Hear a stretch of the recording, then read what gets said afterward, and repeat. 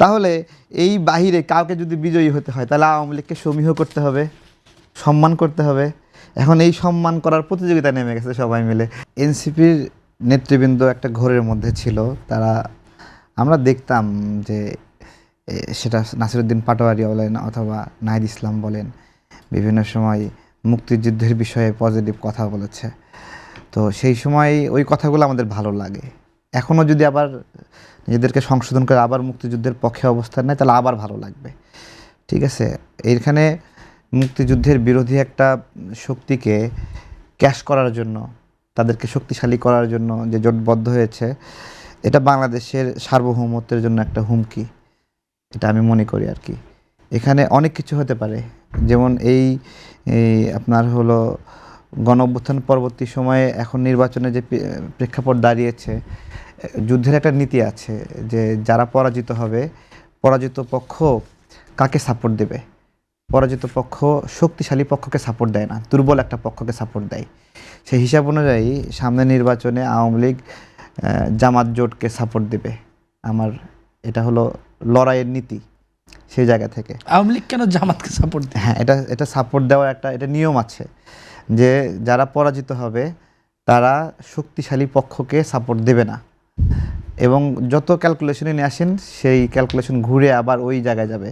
এনসিপির এরকম ঘুইরা আবার হলো জামাতের কাছে গেছে, ঠিক আছে, বলতে বলতে ওই রকম আওয়ামী লীগ ঘুরতে ঘুরতে আওয়ামী লীগ ভোট দিবে জামাতকে না, তার পলিটিক্যাল সাপোর্ট দেবে, স্ট্রেংথ দেবে। এমনকি বিএনপি যদি ক্ষমতায় যায় তাহলে জামাতকে সাথে করে নিয়ে বিএনপি পতনের আন্দোলনও করবে আওয়ামী লীগ।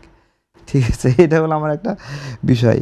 আপনি জুলাই নিয়ে বলছিলেন, জুলাই যদি এই নির্বাচনটা আরও 6 মাস পরে হইতো, আমি বলতে চাচ্ছি ডক্টর ইউনূস সরকার যদি আরও 6 মাস বেশি থাকতো, তার মানে আসিফ, মাহমুদ, মাহফুজ বা নাহিদরা যদি 6 মাস বেশি থাকতো, তাহলে জুলাই পচে যাওয়া আরও পূর্ণাঙ্গ হতো। আমি বলতে চাচ্ছি যে জুলাই অলরেডি পচনশীল অবস্থায় আছে, এটা আরও পূর্ণতা পেত যদি 6 মাস যদি আরও বেশি এই সরকার ক্ষমতায় থাকতো, 6 মাস যদি বেশি আসিফ উপদেষ্টা থাকতো, 6 মাস যদি বেশি নাহিদ উপদেষ্টা থাকতো, মাহফুজ থাকতো। এইটা আমার একটা ধারণা, এটা একটা পচনশীল প্রক্রিয়ার মধ্যে আছে। এবং দেখেন এখন একটু পদত্যাগ করছে না দুইজনে, দেখেন এনসিপি আস্তে আস্তে ভালো মুডে আসতেছে। হ্যাঁ, তার মানে কি? তার মানে ক্ষমতা মানুষকে আপনার হলো খারাপ দিকে নিয়ে যায় যদি সে খারাপভাবে ইউজ করতে চায়। ঠিক আছে, এবং এই গণ অভ্যুত্থানের পরে একটা বিশেষ চক্র গণ অভ্যুত্থানের সবচেয়ে শক্তিশালী স্টেক হোল্ডার যারা, তাদেরকে দালাল বানানোর চেষ্টা করেছে খুব খুব কৌশলে। তাদেরকে দালাল মানে, এবং এমন একটা এনভায়রনমেন্ট হয়েছে যে পরস্পরকে দালাল বানানো হচ্ছে। এখন শুধুমাত্র আওয়ামী লীগ ছাড়া সবাই দালাল। ওদের স্বপ্ন পূরণে পাশে থাকতে পেরে আমরা গর্বিত। ঠিক আছে, যেমন বিএনপিপন্থী যারা তারা বলতেছে যে জামাতের এরা দালাল, আবার জামাতপন্থী এনসিপি এরা বলতেছে বিএনপি তোরা দালাল। ঠিক আছে, কিন্তু এখন আওয়ামী লীগ আর দালাল না কিন্তু। এবং আরও বেশি খারাপভাবে উপস্থাপন করা হয়েছে সেনাবাহিনীকে, যে আমাদের সেনাবাহিনী এটাও ভারতের দালাল, এবং এটা ভারতের দালাল। এবং আমাদের কিছু কিছু সোশ্যাল ইনফ্লুয়েন্সার ইউটিউবে খুব পচা একটা শব্দ ব্যবহার করে যে ওয়াকার সাহেবকে নিয়ে পদ বালক বলে। ঠিক আছে, এত নোংরা শব্দের যা রুচিহীন, যে আমাদের দেশের সেনাবাহিনী সার্বভৌমত্বের একটা সাইন, তাই না, খুঁটি। যেই সুস্থ তারুণ্য একটা অভ্যুত্থান, আমি একটু সেই সুস্থ তারুণ্য এই ধরনের শব্দ কি? হ্যাঁ, এগুলো বলতেছে এবং খুব সারাক্ষণ পচাচ্ছে সেনাবাহিনীকে। একটা কথা আজকে বলি যে এই যে ইরানে যে বিপ্লব হতে যাচ্ছিল, অভ্যুত্থান হতে যাচ্ছিল, দেখেন ইরানের জনগণ যারা এই রিজিমের পরিবর্তন চাচ্ছিল, তাদেরকে সেনাবাহিনী সাপোর্ট করেনি। সেনাবাহিনী খোমেনির পক্ষেই অংশ নিয়েছে। দেখেন ইরানে অভ্যুত্থান ঠেকে গেছে।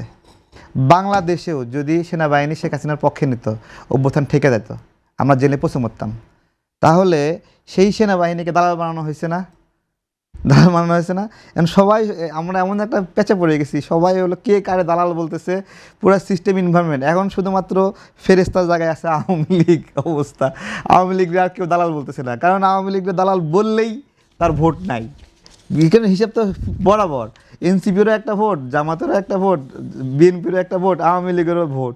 ঠিক আছে 20% ধরেন ধরেন এনসিপি জামাত জোটের 20% ভোট সব মিলে, বিএনপির 20% ভোট, আওয়ামী লীগের 20% ভোট, সব মিলে 60% ভোট, আর 40% মানুষ হলো কোন দিকে ভোট দেবে কনফিউজড। তাহলে এই বাহিরে কাউকে যদি বিজয়ী হতে হয় তাহলে আওয়ামী লীগকে সমীহ করতে হবে, সম্মান করতে হবে। এখন এই সম্মান করার প্রতিযোগিতা নেমে গেছে সবাই মিলে, কে কার চেয়ে বেশি সম্মান করে, যে বেশি সম্মান করবে সে ক্ষমতায় যাবে।